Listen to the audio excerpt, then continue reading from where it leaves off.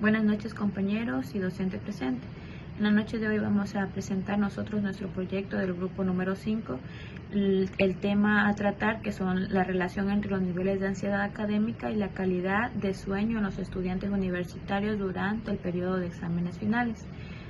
Dentro de nuestra introducción de nuestro proyecto da a entender que el periodo de exámenes finales en el ámbito universitario representa una de las etapas académicas más estresantes y demandantes para los estudiantes durante este ciclo, ya que por la presión por obtener ya sea un rendimiento óptimo o a veces la sobrecarga de evaluaciones o el temor a fracasar desencadenan altos niveles de ansiedad académica. Esta respuesta emocional y cognitiva no solo nos afecta al bienestar psicológico, sino también interfiere de manera directa con nuestros hábitos de vida. Uno de estos aspectos más vulnerables ante este panorama es el descanso, en la cual las alteraciones del sueño como el insomnio, la conciliación, la reducción de horas de sueño profundo y la fragmentación del descanso son comunes en las semanas de exámenes. A su vez, la calidad del sueño deteriora las funciones cognitivas esenciales para el estudio, como lo son la memoria, la concentración y la toma de decisiones. Esto crea un círculo vicioso donde la ansiedad genera insomnio y la falta de sueño incrementa aún más los niveles de estrés y de ansiedad. Analizando esto, podemos dar a entender que comprende el impacto integral que es el estrés académico que tiene sobre la salud física y mental de la población universitaria, sentando las bases para futuras estratégicas de intervención y apoyo estudiantil. Nosotros tenemos como objetivo general de este proyecto poder analizar la relación entre los niveles de ansiedad académica y la calidad del sueño en los estudiantes universitarios durante el periodo de exámenes finales. También tenemos dentro de ellos unos objetivos específicos en los cuales vamos nosotros durante todo el proyecto a poder identificar los niveles de ansiedad académica que experimentan los estudiantes universitarios durante la etapa de exámenes finales, poder evaluar la calidad de sueño de los estudiantes en dicho periodo mediante instrumentos estandarizados, poder determinar a su vez también la correlación estadística en el grado de ansiedad académica y las dimensiones de la calidad del sueño, ya sea la latencia, la duración, la eficiencia y perturbaciones. Comparar también los niveles de ansiedad y la calidad del sueño según las variables sociodemográficas y académicas, como lo son el género, el semestre cursado y la carrera. Empezamos con la epigrafía, estadística e inferencia. Es la rama estadística que nos permite extraer conclusiones sobre una población a partir de una muestra, que se basa en probabilidades y el uso de pruebas estadísticas. Por ejemplo, en el ejemplo aplicado se analizó si el nivel de ansiedad influye en la calidad del sueño de un grupo de estudiantes y luego se generalizó los resultados a toda una población universitaria. En la variable, una variable es una característica que puede variar entre individuos, por ejemplo, horas de sueño o nivel de ansiedad. Son el núcleo de cualquier investigación porque nos permite medir y comprobar si es un fenómeno. En la clasificación de las variables tenemos la cualitativa, por ejemplo, la nominal, que es la categoría sin orden, la ordinal, que es la categoría con orden, y la cuantitativa es la discreta, que son valores enteros y contables. En la continua son valores dentro de un rango. En la distribución, una medida aritmética que el promedio y el promedio de los valores. Por ejemplo, el promedio de los valores es el sueño de estudiantes que duerme durante exámenes. En las propiedades son sensibles a valores externos. Por ejemplo, si un estudiante que duerme horas puede alterar el promedio. En la mediana, el valor central cuando los datos están ordenados. Por ejemplo, si la mitad de los estudiantes duermen menos de 6 horas y la otra mitad más, la mediana sería 6. En la propiedad tenemos más robusta frente a un valor externo. En la moda es el valor que se repite. Por ejemplo, si la mayoría duerme 5 horas, es la moda. En la propiedad es útil en variables cualitativas, por ejemplo, el nivel de ansiedad y frecuencias. Medidas de dispersión. Rango. Permite conocer las diferencias entre el nivel más alto y el más bajo de ansiedad académica de la calidad de sueño registrado en los estudiantes. La variancia indica qué tan dispersos están los niveles de ansiedad y la calidad de sueño con respecto a su promedio.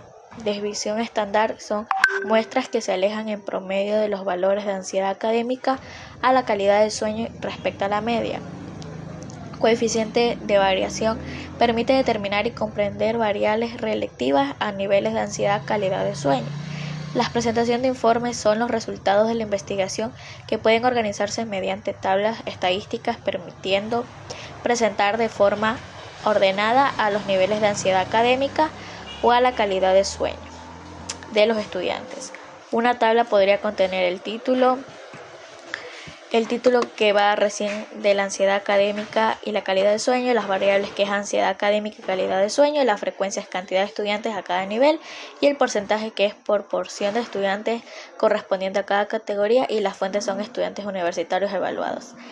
Tenemos también gráficos que es los resultados que pueden representarse mediante diferentes gráficos dependiendo del tipo de variable, que son gráficos de barra que es para representar los diferentes niveles de ansiedad académica o calidad de sueño. El gráfico sectores o pastel es para mostrar porcentajes de estudiantes con ansiedad baja y media o alta, por ejemplo. Histograma de frecuencias para representar la distribución en las puntuaciones obtenidas a la ansiedad o la calidad de sueño. Y por último que tenemos el polígono de frecuencias para visualizarse en distribución con completamiento de las puntuaciones obtenidas. 2.1. Fenómeno aleatorio, espacio muestral y suceso aleatorio. Definición clásica de probabilidad. Dentro de los resultados que tenemos o las definiciones tenemos como es el fenómeno aleatorio, que da a entender que su resultado no puede predecirse con certeza antes de realizarlo, aunque se conozcan los posibles resultados. Tenemos el espacio muestral, que es el conjunto formado por todos los resultados posibles de un fenómeno o experimento aleatorio. Suceso aleatorio es un conjunto de uno o varios resultados posibles que forman parte del espacio muestral.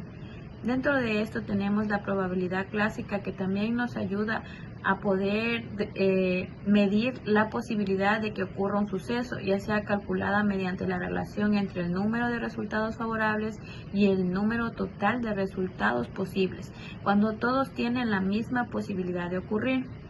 Dentro del 2.2 de la distribución normal de probabilidades tenemos como es la distribución normal, que esto se da como una distribución continua y simétrica, representada gráficamente mediante una curva en forma de campana, en la que los valores se concentran alrededor de la media.